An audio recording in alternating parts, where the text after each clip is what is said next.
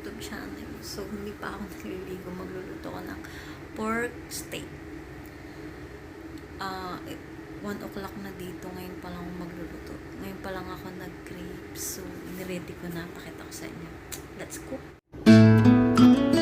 Binabad ko na to kanina.